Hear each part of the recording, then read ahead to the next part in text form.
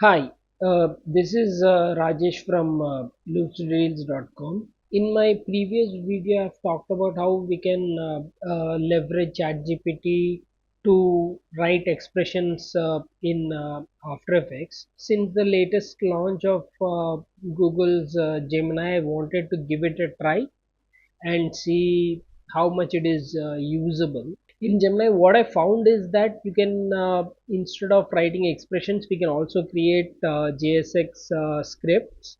So I wanted to give it a try. I've given a prompt saying create bouncing ball script. The ball should move from left.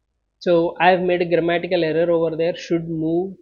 I haven't used the word move or bounce or something like that, but it understood and gave a pretty decent result. Once the prompt is assessed, it has given this script, and it also gave detailed instructions on what it has done. I haven't mentioned the composition size or which color should the bouncing ball be, or what's different from writing expressions for After Effects in ChatGPT or various other AI tools is that using this method, what happens is that it sort of automates the whole process. It writes expressions, it creates objects, it sets the composition, it does pretty much everything. You just have to just apply this script into your comp, and it would work pretty well. How do you use this script? Just hit this copy to clipboard button. Now go to your system folder, right click, new text document, and let's just call it tutori. Let's call this tutorial and paste it over here, and you just have to save it. Once it's saved, you have to press Ctrl F2, or just simply right click and rename it, and just call this JSX and hit enter. Hit S. So now what we have to do is let's go to After Effects and just hit File, Scripts, Run Script File.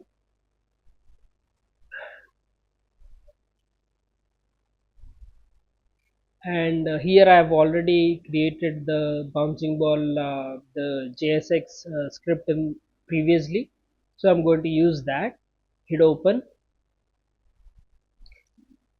and there you go. You don't even have to create the shape layer, add expressions. You don't have to do any of that. It's You just have to refine your prompt, keep experimenting, and see wherever you feel that. So let's say you need a squash when it hits the ground. You have to sort of refine your prompt to do that. One thing I found with Gemini is that your grammatical mistakes are not a big deal. Now I want to show you a few other things, how you can use this script, and it gives you sort of insight into the script that it has written, and it gives you an outline of how you can edit that script for later use. Let's move on to the next one. I've tried a prompt saying create a bird flying animation. This is the prompt. You can just read it. This is the result that it has produced.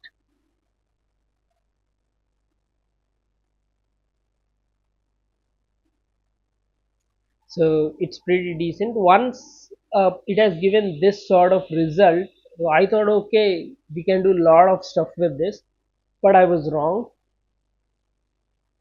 Next, what it was, okay, let's get more polished motion graphics image. So I found this image on FreePic and tried to give it a prompt saying recreate the image in HTML and animate it. The animation should include the person waving his hand, and other elements should sort of around should move in the 3D space. So, and this is the result which it has given.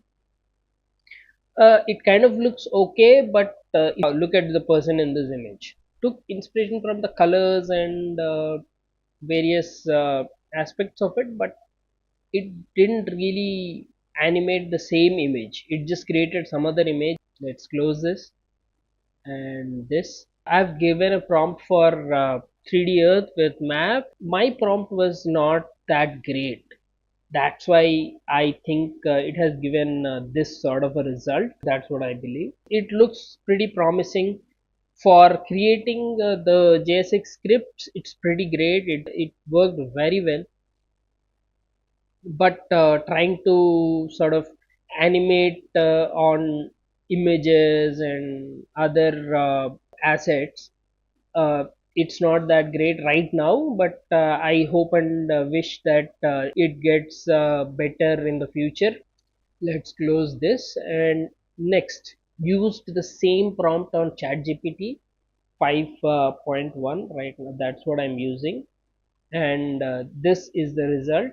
What I love about this ChatGPT thing is there is a preview button there, and when you compare it with Google Gemini, Gemini has a better interface. It's more usable, it's more intuitive, it's pretty practical, and ChatGPT's interface is pretty basic. One thing that I love about ChatGPT thing is there is a preview button right here. Let's just click it, and this is the result. Same prompt, same everything, and this is the result. I don't know what to say about it, but let's just hope that it gets better in the future. That's it from my end. I hope this video is useful to you. Maybe you learned a thing or two. I hope to see you guys in the next one.